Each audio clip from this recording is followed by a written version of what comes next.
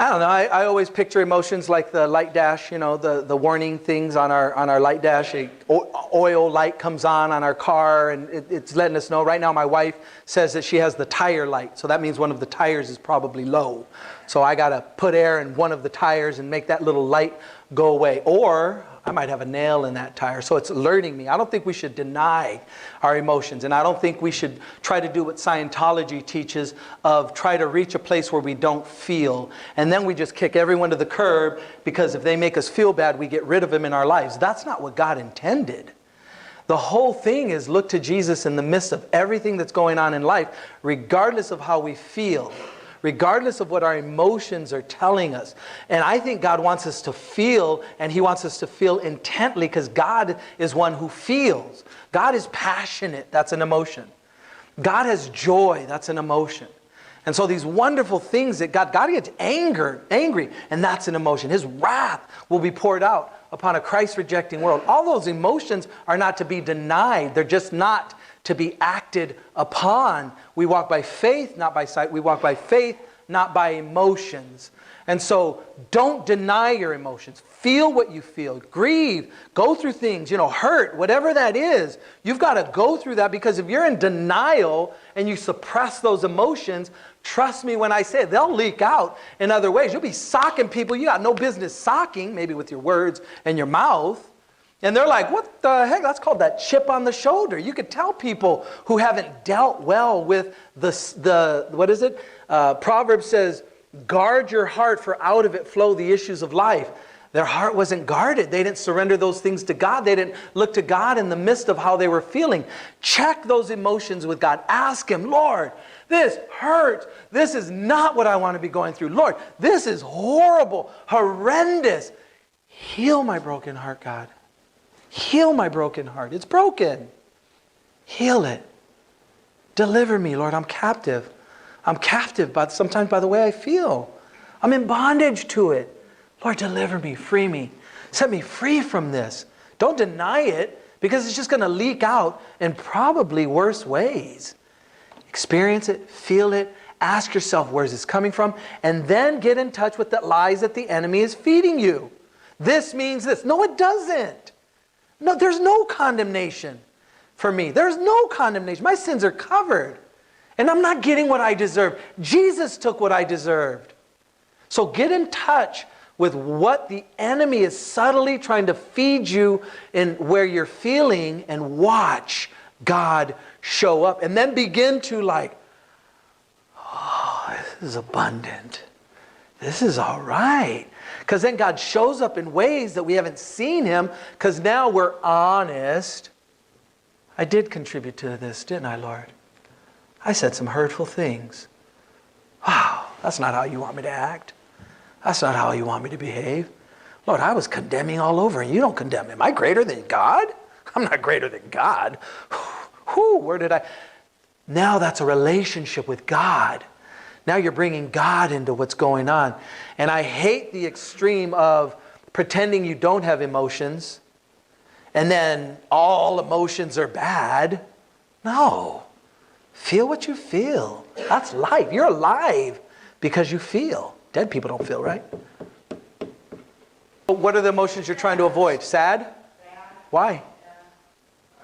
Why? You get in touch with God. For I consider that the present sufferings are not worthy to be compared with the glory which shall be revealed in us. We have to feel the things that God feels. I forgot what bad news I had gotten last week. And, oh yeah, this guy cheated on his wife, and she is the sole breadwinner of the house, and he had a stroke, and he was in the hospital, and the reason he had a stroke was he was stubborn, and he didn't like the person. He was getting dialysis, and he didn't want to go to dialysis anymore because he didn't like the way the girl at the dialysis place talked to him. So he stops going to dialysis. He has kidney failure. He has a stroke because of the kidney failure, and in the midst of that, his wife gets a hold of his phone while he's in this state of wonder if he's going to live. And she has no idea. She sees his phone and he's cheating on her. He's having an affair on his wife. He's committing adultery, and she's been the sole provider because he is an actor trying to get a job.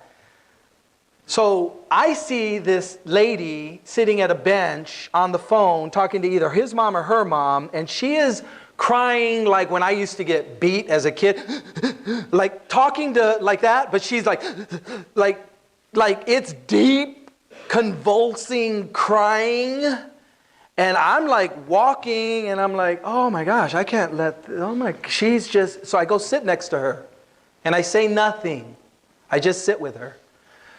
And she's trying to get through sharing the story on the phone. It's a good solid 10 minutes or so. And I'm just sitting there and I'm sending texts while I'm there. But I just wanted her to have a human being next to her. And then I tell her what hurts so much. I'm just thinking stroke. Husband had a stroke. They have a little 2-year-old daughter. And she says, Johnny, I just found out that he's cheating on me. And now I'm like, wait, stroke. And Johnny, I've been the sole breadwinner for the last 7 years in our home. And I'm like, God, you see that every day, multiplied by how much? As much as that hurts my heart, you want me to feel that, don't you? You want me to hurt right now, don't you? So that I can relate to people who are hurting. And it's not just, hey, here's a verse. Hey, let me slap you a positive word. No. God wants us to feel the range of our emotions so that we can feel what He feels. Very small, right? In comparison to the world, 7 billion people, the struggle of everything that people are going through. And what is God doing? He's trying to woo them. He's trying to love them. He's trying to draw them. And what are they doing? Rejecting, putting Him away. They don't want it. They don't need it. Why? Rob, kill, and destroy. Lies of the enemy, believing.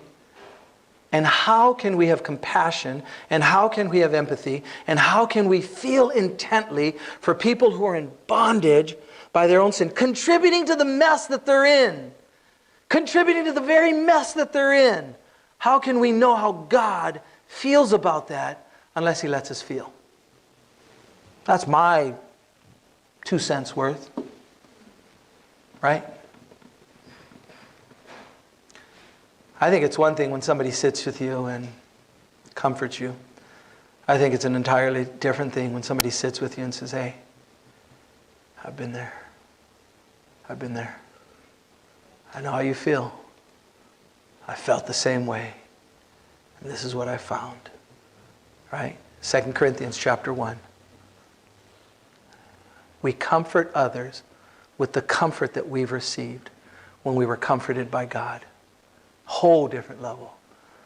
That's one thing for people to put their hand on my shoulder and say, hey man, praying for you. I appreciate that.